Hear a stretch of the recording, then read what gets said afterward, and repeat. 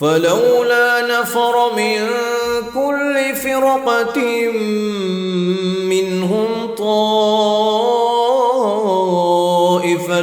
ليتفقهوا في الدين ولينذروا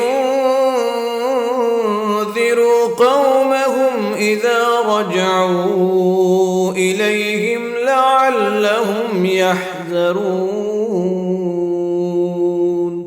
بسم الله الرحمن الرحيم. الحمد لله والصلاة والسلام على رسول الله محمد بن عبد الله وعلى آله وصحبه ومن والاه، وأشهد أن لا إله إلا الله وحده لا شريك له، وأشهد أن محمدا عبده ورسوله صلی اللہ تعالی علیہ وآلہ وسلم. اما بعد، یہ میرا خیال ہے کہ یہ نہی کی بحث تھی. نہی، اس کی تعریف وہ تو آپ نے پڑھ لی تھی، اور ایک عبارت میں نے بتایا تھا کہ اس کی رہ گئی ہے. قرآن اور سنت کی نصوص میں جو اوامر اور نواہی ہیں ان کی بہت زیادہ اہمیت ہے. صحیح ہے نا؟ یعنی جو اوامر ہیں قرآن و سنت کی نصوص میں یا نواہی ہیں، اللہ تعالیٰ نے امر فرمایا یا رسول اللہ صلی اللہ علیہ وسلم نے امر دیا. اسی طرح اللہ حضر الجلال نے کسی چیز سے منع کیا کہ یہ نہ کرو، یا رسول اللہ صلی اللہ علیہ وسلم نے کسی چیز سے منع کیا. یعنی اوامر اور نواہی جو قرآن اور سنت کی نصوص میں ہیں ان کی بہت زیادہ اہمیت ہے. کیوں؟ اس لیے کہ ان سے پتہ چلتا ہے کہ ایک مسلمان کے اوپر کون کون سی چیز فرض ہے، واجب ہے، اور کون کون سی چیز حرام ہے. تو اب یہ ایک بہت بڑی ذمہ داری ہے نا کہ جو انسان پر فرض یا واجب ہے اس کو ادا کرنا ضروری ہے. یہ پیچھے آپ نے پڑھا نا کہ فرض اور واجب کیا ہوتا ہے کہ اس کو ادا کریں گے تو ثواب ملے گا، اور اگر اس کو چھوڑیں گے تو کیا ہوگا؟ یعاقب علی ترک، اس پر سزا ملے گی. آگے اللہ کی مرضی ہے، کسی کو معاف کر دے، کسی کو رحمت سے کر دے، کسی کو سزا دے کر اس کو معاف کر دے. لیکن بخشش کے بغیر کوئی جنت میں جا نہیں سکتا. یہ آپ جو ہے نا بات ذہن میں رکھ لیں. یعنی جو آدمی فرض یا واجب کا تارک ہے تو وہ گناہ گار ہے نا. ہاں جی، یعاقب علی ترکہ، اس کو سزا ملے گی. یعاقب علی ترکہ. اور جو حرام کا مرتکب ہے یا نہیں کا مرتکب ہے حرام کا، اس کو بھی کیا ملے گی؟ یعاقب علی فعلہ. اچھا، آگے اللہ تعالیٰ کی مرضی ہے کہ اللہ تعالیٰ اس کو ویسے معاف کر دے، اور اگر اللہ تعالیٰ معاف نہ کرے تو پھر ایمان اور توحید کے باوجود اگر اس نے کسی بھی گناہ کا ارتکاب کیا ہے اور وہ اس کا معاف نہیں ہوا، نہ اس نے توبہ کی، نہ ایسے افعال کیے جس سے اس کے گناہ معاف ہو جائیں، اور نہ ہی اللہ حضر الجلال نے اپنی رحمت سے اس کے گناہ کو بخشا، تو پھر یہ جو اہل ایمان ہیں یہ جہنم میں جائیں گے کہ نہیں؟ ہاں جی، اہل الکبائر جسے کہتے ہیں، مرتکب الکبیرہ فی مشیۃ اللہ، ان شاء عذبہ و ان شاء عفا عنہ. اچھا، اگر چاہے تو معاف کر دے تو پھر اللہ تعالیٰ جنت دے گا، اور اگر چاہے تو اس کو سزا دے اس کے گناہ کے مطابق. ٹھیک ہے، اس کو سزا دے. یعاقب علی ترکہ یا یعاقب علی فعلہ. جو حرام ہے یعاقب علی فعلہ، اور جو واجب ہے یعاقب علی ترکہ. لیکن اس کی صفائی کے بغیر، جی، گناہ کی بخشش کے بغیر یا اس کی صفائی کے بغیر وہ جنت میں داخل نہیں ہو. یہ پکی بات، اور اس کو آپ ذہن میں بٹھا لیں. شاید اسی لیے قرآن مجید کی اس آیت میں جو اللہ تعالیٰ نے فرمایا ہے کل نفس ذائقۃ الموت وانما توفون اجورکم یوم القیامہ فمن زحزح عن النار وادخل الجنہ فقد فاز. کہ جو جہنم سے دور کر دیا گیا اور جنت میں داخل کر دیا گیا تو فقد فاز، حقیقتاً وہ بڑا کامیاب ہے. اب دو چیزیں ہیں، ایک جہنم سے دور ہونا، بچنا کہ اللہ تعالیٰ اس کو سزا نہ دے، اور دوسرا کیا ہے کہ اس کو جنت میں داخل کر دے۔ کیا یہ دو چیزیں الگ الگ ہیں، یا جو جنت میں داخل ہوگا وہ جہنم سے ضرور اس کو بچا لیا گیا ہے؟ یعنی یہ دونوں ایک ہی چیز ہیں یا الگ الگ ہیں؟ فمن زحزح عن النار وادخل الجنہ، یعنی دو شکلیں ہوئی نا، کہ ایک شخص بغیر سزا کے جنت میں چلا جائے، یہ زیادہ کامیاب ہے، یا ایک شخص اس کو پہلے جہنم میں ڈالے، اس کی صفائی کریں، پھر اس کو جنت میں داخل کریں۔ تو ادخل الجنہ تو دونوں ہیں، ادخل الجنہ دونوں ہیں، ایک کو تو بغیر عذاب دیے اللہ نے جنت میں داخل کر لیا، اور دوسرے کو عذاب دے کر اللہ نے اس کی صفائی کر کے پھر اس کو جنت میں داخل کر دیا۔ تو ایک لحاظ سے تو دونوں کامیاب ہیں کہ دونوں کو جنت مل گئی، لیکن جو فقط فاز ہے، یعنی جو حقیقتاً کامیابی ہے اور مطلق کامیابی آپ کہہ لیں، یا کامل کامیابی، فاز فوزا عظیما، فقط فاز، تو وہ ہے کہ جو سزا کے بغیر اللہ تعالیٰ اس کو جنت عطا کر۔ تو یہ دونوں پھر ایک چیز تو نہیں ہے نا، دونوں میں فرق ہے، سمجھ گیا نا، دونوں میں فرق ہے۔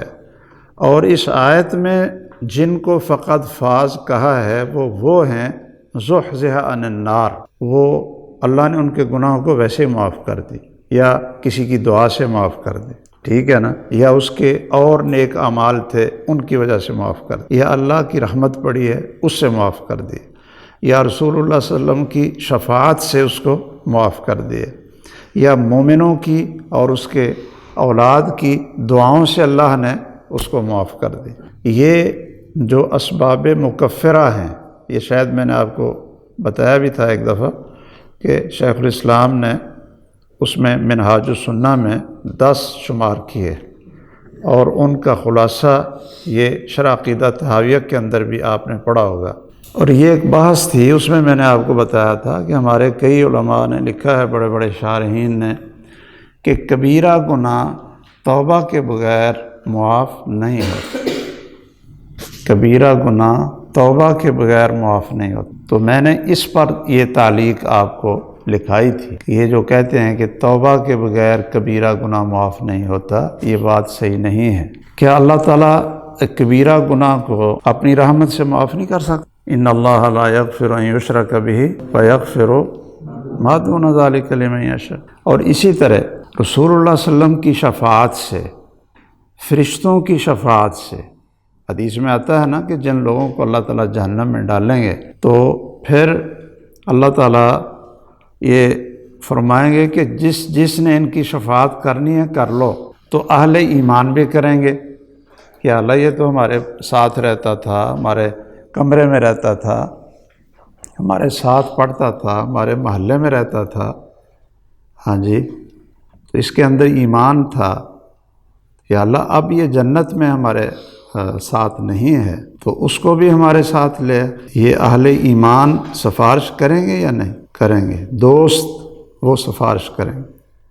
امام حسن بصری نے اس آیت کی تفسیر میں اعوذ باللہ من الشیطان الرجیم کہ ما سلککم فی سقر قالوا لم نک من المصلین ولم نک نطعم المسکین وکنا نخوض مع الخائضین وَكُنَّا نُكَذِّبُ بِيَوْمِ الدِّينِ حَتَّى أَتَانَا الْيَقِينُ فَمَا تَنْفَعُهُمْ شَفَاعَةُ الشَّافِعِينَ فَمَا لَنَا مِنْ شَافِعِينَ وَلَا صَدِيقٍ حَمِيمٍ۔ یہاں دیکھیے آپ، امام حسن بصری رحمہ اللہ اس آیت کی تفسیر میں لکھتے ہیں، کہتے ہیں کہ جب جنت اور جہنم کا فیصلہ ہو جائے گا اور اللہ عز وجل دونوں کو بھیج دیں گے تو سفارش کرنے والے پھر سفارش کریں ان اہل ایمان کے لیے جو گناہ گار تھے اور ان کا گناہ اللہ نے معاف نہیں کیا، تو پھر اس کے لیے سفارشی آ جائیں گے۔ سفارشی اہل ایمان بھی ہیں، رسول اللہ بھی ہیں صلی اللہ علیہ وسلم، فرشتے بھی ہیں، صحیح ہے نا؟ اور یہاں اہل ایمان کا الگ ذکر کیا، فما لنا من شافعین ولا صدیق حمیم۔ تو اصل میں صدیق حمیم وہ ہوتا ہے جو انسان کو جہنم سے نکالنے کا سبب بنے۔ تو یہ دوستی ہے جو انسان کو جہنم سے نکالنے کا سبب بنے۔ تو وہ فرماتے ہیں کہ جب اللہ یہ فیصلہ کر دیں گے تو جو دوست ہوں گے انسان کے، وہ جنت میں اللہ عز الجلال ان کو داخل کر دے گا۔ تو وہ پوچھیں گے کہ ہمارے جو بڑے گہرے دوست تھے، جن کی ہمارے ساتھ بڑی دوستی تھی، ہمارے ساتھ بڑی محبت کرتے تھے، وہ کہاں؟ تو اللہ عز الجلال فرمائیں گے کہ وہ تو جو ہے نا وہ ابھی جیل میں ہے، ابھی ان کی رہائی نہیں ہے، ان کی صفائی ہو رہی۔ تو وہ پھر ان کے لیے دعا کریں، اور اللہ عز الجلال ان کی شفاعت کو بھی قبول کر کے تو ان کے دوستوں کو ان کے ساتھ جنت میں اکٹھا کر دیں۔ اللہ تعالیٰ قیامت کے دن کسی کو، اہل ایمان کو پریشان نہیں کریں گے، یعنی غم نہیں کریں گے۔ اب دیکھیے کہ جس کا دوست وہ جہنم میں ہو تو اس کو پریشانی ہوگی یا نہیں؟ جس کی اولاد جہنم میں ہو اس کو پریشانی ہوگی یا نہیں ہوگی؟ یا جس کے والدین جہنم میں ہوں اور وہ جنت میں ہو تو وہ غمگین ہوگا یا نہیں ہوگا؟ کیوں بھائی؟ ہوگا نا۔ تو اس لیے اللہ تعالیٰ نے کہا ہے نا کہ وَأَلْحَقْنَا بِهِمْ ذُرِّيَّتَهُمْ، کہ جو اہل ایمان ہیں اور جو ان کی اولاد ہے وہ بھی ان کے پیچھے چلی ہے ایمان میں، یعنی یہ نہیں کافر ہیں۔ اگر کافر ہیں تو پھر تو وہ ان اللہ حرمہم علی الکافرین، جنت کو اللہ نے مشرک اور کافر پر تو حرام قرار دیا۔ وہ تو کتنا بھی کوئی پریشان ہو، کیسے بھی ہو، جیسے حضرت ابراہیم علیہ السلام نے بھی دعا مانگی تھی، اللہ نے روک دیا، اور قیامت کے دن بھی ان کے والد کو اللہ تعالیٰ اس کی شکل بدل کر اس کو جہنم میں پھینکیں۔ ٹھیک ہے نا؟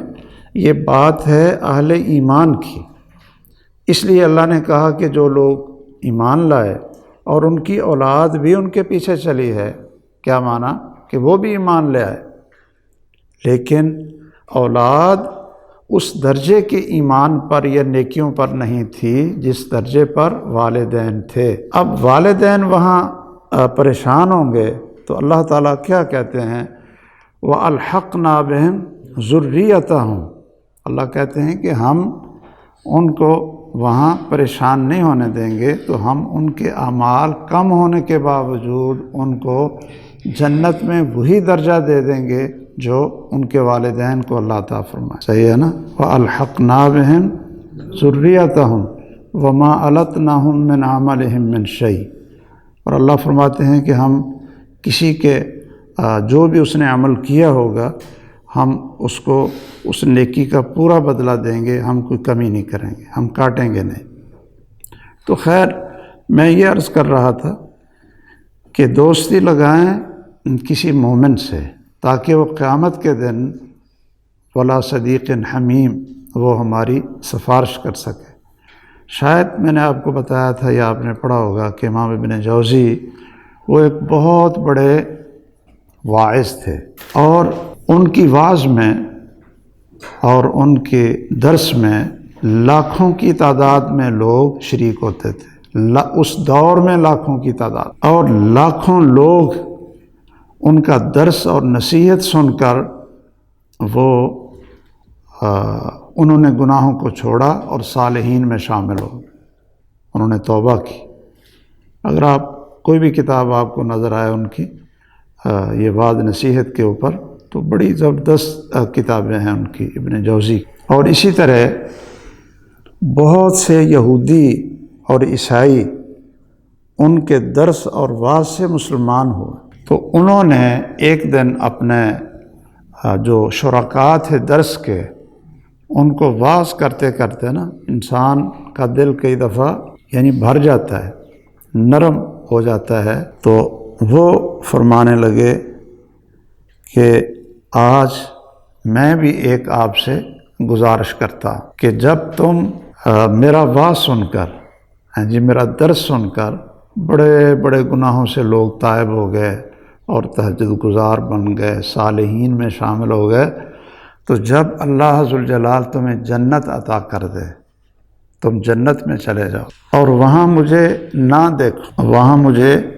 دیکھو، تو پھر اللہ ذوالجلال سے میرے لیے شفاعت کرنا کہ یا اللہ ایک تیرے بندے کی آواز سن کر اور اس کی نصیحت سن کر تو ہمیں توبہ کی توفیق ملی اور ہم صالحین میں شامل ہو گئے اور تو نے اپنی رحمت سے ہمیں جنت میں بھیجا، یا اللہ اس بندے کو بھی معاف کر دے اور اس کو بھی جنت عطا کر۔ اچھا، اس حدیث میں آپ نے پڑھا ہوگا کہ پھر جب سارے سفارشیں کر لیں گے، صالحین بھی کر لیں گے اور اس کی اولاد بھی کر لے گی، فرشتے بھی کر لیں گے، رسول اللہ صلی اللہ علیہ وسلم بھی کر لیں گے، تو اللہ ذوالجلال ان کی شفاعت سے اہل ایمان کو جہنم سے نکالیں گے، اور لیکن پھر بھی کچھ لوگ جہنم میں رہ جائیں، تو پھر اللہ ذوالجلال فرمائیں گے کہ اب میری باری ہے، تو اللہ تعالیٰ پھر صرف اپنا ایک بک کہہ لیں وہ بھریں گے، ہاں جی، اور تمام اہل ایمان جس کے دل میں مثقال ذرۃ من ایمان بھی ہوگا، اللہ ذوالجلال پھر ان کو بھی جہنم سے نکال۔ تو آپ نے پڑھا ہوا ہے نا حدیث میں کہ ان کے جسم جل کر کوئلہ ہو چکے ہوں اور پھر ان کو مائع حیات میں ڈالا جائے، فَيَنْبُتُونَ كَمَا تَنْبُتُ الْحَبَّةُ فِي حَمِيلِ السَّيْلِ، پھر ان کا جسم اس طرح ہرا بھرا ہوگا اور تر و تازہ ہوں گے کہ جس طرح ایک دانہ، کوئی دانہ ہو اور حمیل السیل، جو یعنی پانی آ جائے یا سیلاب آ جائے تو وہ آگے یعنی وہ اپنے ہر چیز کو اکٹھی کر کے لے جاتا ہے نا پانی، تو جہاں پھر وہ رکتا ہے تو جو بھی اس کے اندر دانے شانے ہوتے ہیں وہ پھر اگتے ہیں، تو اس طرح اللہ ذوالجلال پھر ان کو تر و تازہ جسم عطا کر دے۔ لیکن ایک صحیح بخاری کی روایت کے مطابق ان کا نام پھر بھی کیا رہے گا جنت میں جانے کے بعد بھی؟ جہنمیون، یعنی ان کے اوپر یہ بات تو پھر بھی رہی، اگرچہ بعض جو علماء ہیں، بعض جو محدثین تھے، وہ ان الفاظ کو ان احادیث میں نا صحیح نہیں مانتے، کہتے ہیں کہ یہ جو الفاظ ہے نا وَيُسَمَّوْنَ یعنی جہنمیین، یہ ان کا نام رکھا جائے گا، وہ کہتے ہیں کہ یہ الفاظ کے اندر نکارت ہے یا پتہ نہیں تفرد ہے یا کیا ہے، تو بہرحال تو اب آپ کو پتہ چلا اس فرق کا کہ جہنم سے بچا کر جس کو جنت میں داخل کر دیا، اور جس کو جنت میں تو داخل کیا ہے لیکن سزائیں دے کر کیا ہے اور اس کا نام بھی جہنمی رکھ دیا ہے، صحیح ہے نا، عذاب چکھ کر آئے ہیں، اس لیے دونوں میں تو زمین و آسمان کا فرق۔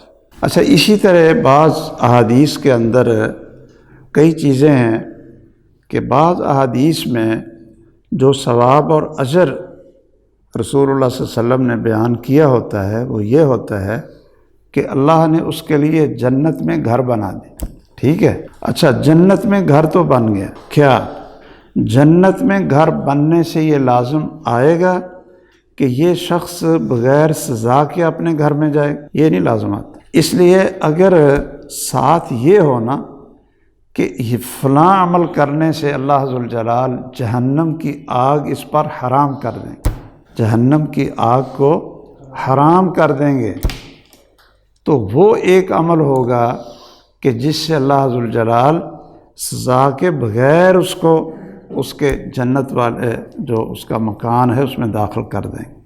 شاید آپ کے ذہن میں اس طرح کی بہت ساری نصوص ہوں گی، جیسا کہ رسول اللہ صلی اللہ علیہ وسلم نے فرمایا ہے، من بنا للہ مسجدا بنى اللہ لہ بیتا فی الجنہ، اللہ اس کا جنت میں گھر بنا دیں، لیکن گھر بننے کے بعد کیا وہ سیدھا چلے جائے گا یا اس کو سزا دے کر اللہ تعالیٰ جنت میں داخل کریں گے؟ وہ اس کے دوسرے اعمال کے اوپر ہے، وہ اس کی بنیاد کیا ہے؟ دوسرے اعمال کے اوپر ہے۔ اسی طرح اگر آپ بیان کرنا چاہیں تو یہ آپ بیان کر سکتے ہیں، جو صحیح مسلم کی حدیث ہے، سیدہ ہماری امی جان ام حبیبہ رضی اللہ تعالیٰ عنہ، وہ کہتی ہیں نا کہ میں نے رسول اللہ صلی اللہ علیہ وسلم سے سنا، آپ نے فرمایا تھا کہ من صلی اثنتی عشر رکعہ فی یوم و لیلہ بن اللہ لہ بیتا فی الجنہ او کما قال صلی اللہ علیہ وسلم، کہ جس نے دن اور رات میں 12 سنتیں پڑھی، کتنی پڑھی؟ 12 سنت، تو اللہ تعالیٰ اس کے لیے جنت میں گھر بنا۔ یہ صحیح مسلم کی حدیث ہے، اور ام حبیبہ اس کو بیان کرتی ہیں۔ ام حبیبہ کہتی ہیں کہ ما ترکتہن منذ سمعت رسول اللہ صلی اللہ علیہ وسلم، کہ جس دن سے میں نے یہ رسول اللہ صلی اللہ علیہ وسلم سے سن لیا تھا کہ جو 12 رکعتیں پڑھتا ہے رات اور دن میں جو سنتیں ہیں، تو میں نے اس دن سے ان سنتوں کو چھوڑا ہی نہیں۔ اور ان کے شاگرد بھی کہتے ہیں، انبسا یہ بھی کہتے ہیں کہ میں نے جب سے ام حبیبہ سے یہ روایت سنی، جب سے میں نے ام حبیبہ سے یہ روایت سنی، تو میں نے بھی اس دن سے اپنی زندگی میں ان 12 رکعتوں کو چھوڑا نہیں۔ اور پھر ان کے شاگرد ہیں عمر بن اوس، وہ بھی کہتے ہیں کہ میں نے جب سے انبسا سے یہ روایت سنی، جب سے میں نے انبسا سے یہ روایت سنی، تو ما ترکتہن، میں نے بھی کبھی ان 12 رکعتوں کو چھوڑا نہیں۔ اور ان کے شاگرد کون؟ نعمان بن سالم، وہ بھی کہتے ہیں کہ میں نے جب سے اپنے استاذ عمر بن اوس سے یہ روایت سنی، تو میں نے بھی ما ترکتہن، ان رکعتوں کو میں نے بھی کبھی نہیں چھوڑا۔ تو یہ صحیح مسلم کی یہ حدیث ہے، تو شاید ہمیں بھی دعا کر لینی چاہیے کہ ہم نے یہ حدیث، چلو ویسے تو پہلے بھی پڑھی تھی، لیکن آج اگر اس غور سے سنی ہے تو پھر ہم بھی کہہ دیں کہ ہم کہہ سکیں ما ترکتہن منذ سمعت رسول اللہ صلی اللہ علیہ وسلم یقول ذلک۔ اور وہ 12 رکعتیں 2 فجر کی سنتیں ہیں، ظہر کی سے پہلے 4 سنتیں ہیں، ظہر کے بعد 2 سنتیں ہیں، مغرب کے بعد 2 سنتیں ہیں، اور عشاء کے فرضوں کے بعد 2 سنتیں ہیں۔ یہ کتنی ہوگی؟ 12۔ اچھا، ویسے اس میں تو یہ ہے کہ اللہ جنت میں گھر بنا دیں۔ اب کوئی ساتھ ایسا عمل اگر آپ ملا لیں کہ اس میں یہ خوشخبری ہو کہ جہنم حرام کر دیں، جیسا کہ جامع ترمذی میں یہ بھی صحیح سند سے یہ روایت ہے، آپ نے فرمایا من حافظ علی 4 قبل الظہر و 4 بعدها، من حافظ علی 4 قبل الظہر و 4 بعدها حرمہ اللہ علی النار۔ اچھا، فرق صرف کتنا پڑے گا؟ 2 رکعتوں، صرف 2 رکعتوں کا فرق پڑا کہ آپ ظہر کے فرضوں کے بعد 2 کی بجائے کتنی پڑھ لیں؟ 4 پڑھ لیں۔ جب 4 پڑھیں گے تو 12 بھی پوری ہو جائیں گی، اور یہ 4 بھی پوری ہو جائیں گی۔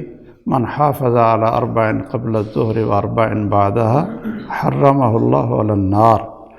اور اگر ان پر ہمیشگی اور دوام اور محافظت ہوگی تو پھر یہ امید ہے کہ جہنم حرام ہو گئی ہے اور جنت میں آپ کا محل بن گیا ہے، تو انشاءاللہ فمن زحزح عن النار وادخل الجنہ فقد فاز۔ دیکھیے جی، حدیث کے الفاظ تو یہ ہے من حافظ، اور ایک میں ہے من ثابر، ثا کے ساتھ۔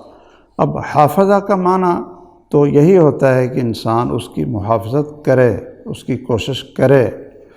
اور بسا اوقات مثلاً کوئی عذر آ جاتا ہے سفر کا یا بیماری کا، تو پھر تو اللہ ذوالجلال اپنے فرشتوں سے کہتے ہیں نا کہ میرے اس بندے کے وہ عمل اسی طرح لکھتے رہو جو یہ اقامت اور صحت کی حالت میں کیا کرتا تھا، اقامت اور صحت کی حالت میں کیا کرتا تھا۔ تو اس سے یہ پتہ چلتا ہے کہ اگر تو کسی عذر کی وجہ سے کبھی چھوٹ بھی جائے تو اللہ کی رحمت تو بہت وسیع ہے، اللہ تعالیٰ اپنے فرشتوں سے کہہ دیتے ہیں کہ اس کا وہ لکھ لو، کسی وجہ سے، معقول وجہ سے یہ وہ عمل نہیں کر سکا تو اس کے کھاتے میں لکھ دو اس نے کر لیا۔ یہ حدیث آپ کو یاد ہے نا ویسے، کہ آدمی جب سفر میں ہو یا بیمار ہو تو اللہ تعالیٰ فرشتے سے کہتے ہیں کہ اس میرے بندے نے جو بھی اس سے عمل اور نیکی سفر کی وجہ سے چھوٹی ہے یا بیماری کی وجہ سے چھوٹی ہے تو وہ تم اس کی لکھتے رہو، اس لیے کہ یہ اقامت اور صحت کی حالت میں یہ عمل کرتا تھا۔ بلکہ وہ آپ نے پڑھا ہوگا، عبداللہ بن مسعود کے پاس ان کے ایک شاگرد آئے، ان کی تیمارداری کے لیے جب وہ بیمار تھے تو وہ رونے لگے، عبداللہ بن مسعود۔ تو یہ ایک بہت بڑا نام ہے، ان کی بڑی بشارتیں ہیں، عبداللہ بن مسعود کو بہت بڑی بڑی بشارتیں ہیں جنت کی بھی، اور بڑی آپ جانتے ہیں۔ وہ رونے لگے تو ان کے شاگرد نے کہا کہ انت صاحب رسول اللہ، کہ آپ رسول اللہ کے صحابی ہیں اور اتنے جلیل القدر انسان ہیں، اور پھر آپ جو ہے نا بیماری سے آپ رو رہے۔ یعنی انہوں نے یہ سمجھا کہ شاید ان کا جو رونا ہے یہ بیماری کی پریشانی اور یعنی صبر کی کمی کی وجہ سے شاید یہ رونا ہے ان کا۔ تو وہ فرمانے لگے، ان کی کنیت ابو عبد الرحمن تھی نا، عبداللہ بن مسعود کی، تو وہ کہنے لگے کہ میں بیماری کی وجہ سے نہیں روتا ہوں، یعنی میں کسی تکلیف یا بیماری کی وجہ سے نہیں روتا ہوں، بلکہ میں تو اس وجہ سے روتا ہوں۔ یہ دیکھیے ایک صحابی ہیں اور بہت ہی جلیل القدر انسان ہیں، کہتے ہیں میں تو اس لیے روتا ہوں کہ صحت کی حالت میں ہم کوئی زیادہ عمل نہ کر سکے، صحت کی حالت میں ہم کوئی زیادہ عمل نہ کر سکے، سستی رہی، کاش کہ ہم صحت کی حالت میں بہت زیادہ عمل کرتے تاکہ اب بیماری کی حالت میں بھی اللہ عز الجلال ہمارے وہ اعمال لکھتا رہتا، اگرچہ بیماری کی وجہ سے وہ نہ بھی ہو سکتے۔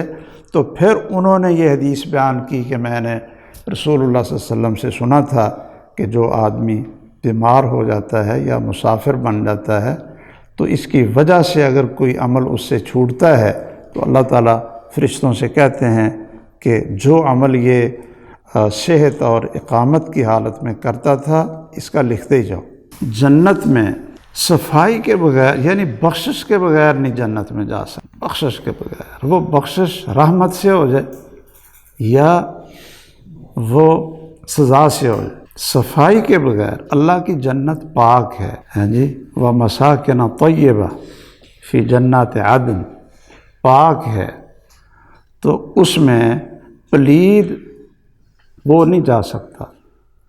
شرک اور کفر کا پلید ہو تو وہ تو جا ہی نہیں سکتا، اور اگر شرک اور کفر کے علاوہ باقی اگر گناہوں سے پلید ہے، خواہ وہ حقوق العباد ہیں یا اللہ کے حقوق ہیں، تو اس میں پھر اللہ چاہے تو معاف کر دے، جی صاف کر دے اپنی رحمت سے، اس کا پورا جسم اس کو پاک کر دے، اور چاہے تو اس کو سزا دے کر اور اس کو گرم پانی میں ڈال کر جیسے کپڑے کو صاف کیا جاتا ہے اور پھر استری پھیر کر جب چمکنے لگ جائے گا نا، ہر قسم کی میل کچیل سے پاک ہو جائے گا، تو پھر اللہ عز الجلال اس کو پاک جنت میں داخل کریں۔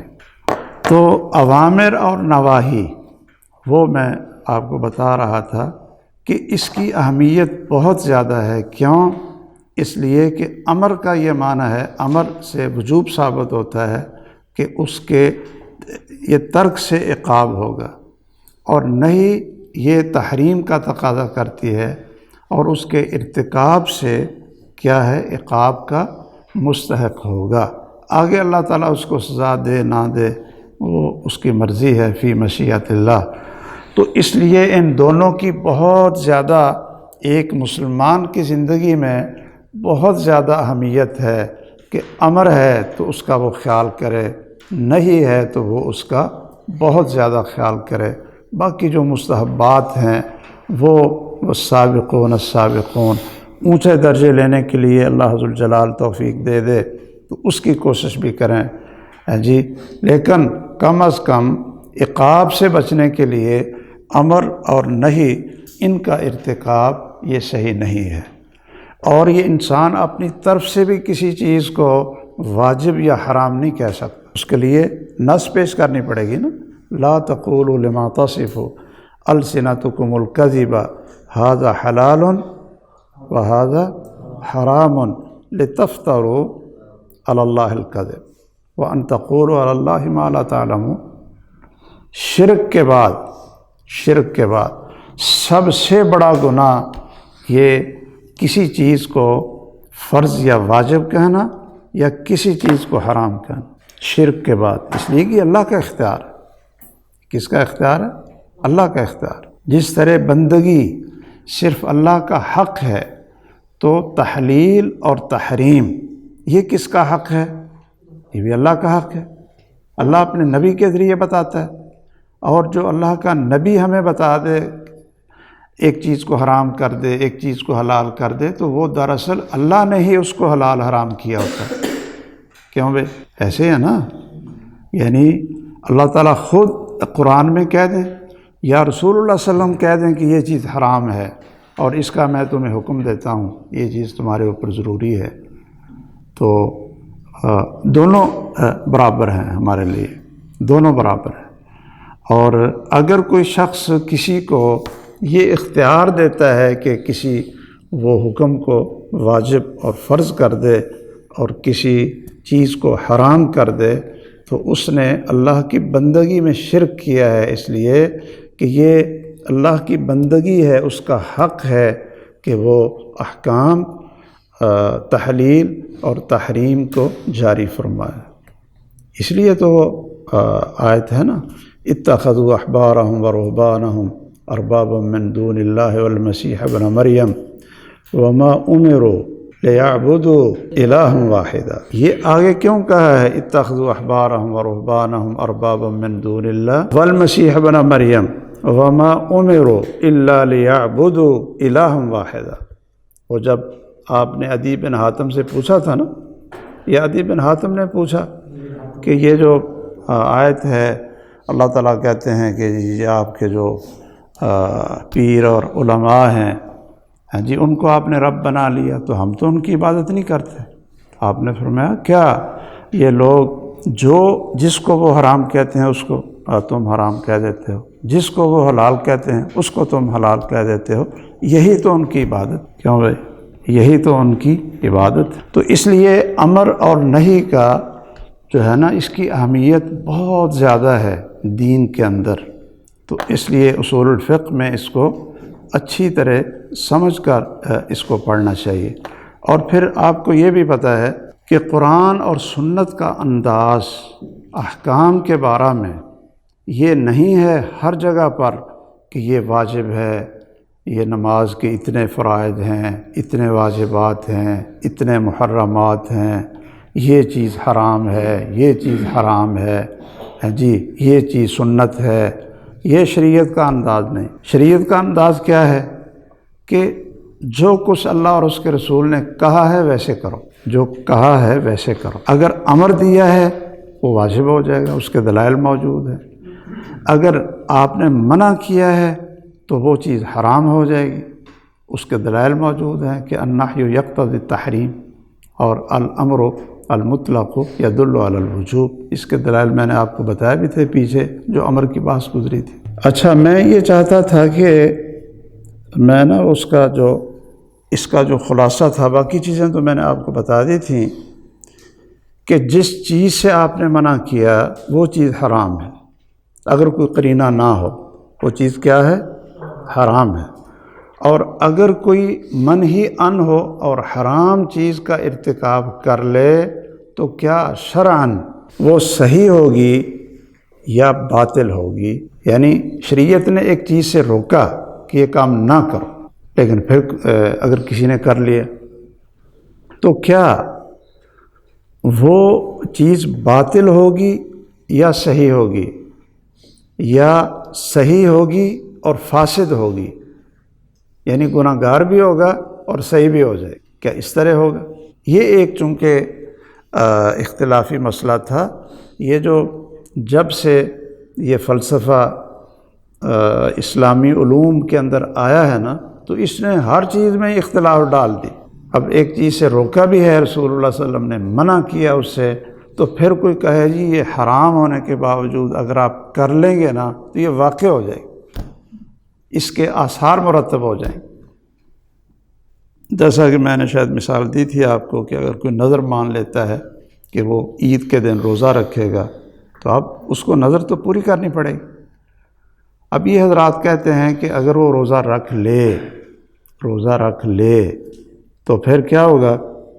اس کا روزہ ہو جائے گا، اس کی نظر پوری ہو جائے گی، اس کی نظر پوری ہو جائے گی، اس کا ذمہ نظر سے بری ہو جائے گا۔ ہاں، اس کو گناہ ہوگا کہ اس نے یہ نافرمانی کی ہے کہ آپ نے کہا تھا کہ عید کے دن روزہ نہ رکھو، اس کا گناہ ہوگا، لیکن نظر کے ترک کا گناہ نہیں ہوگا، بلکہ اس نے نظر کو ادا کر دیا ہے، وہ اس کی پوری ہو گئی ہے۔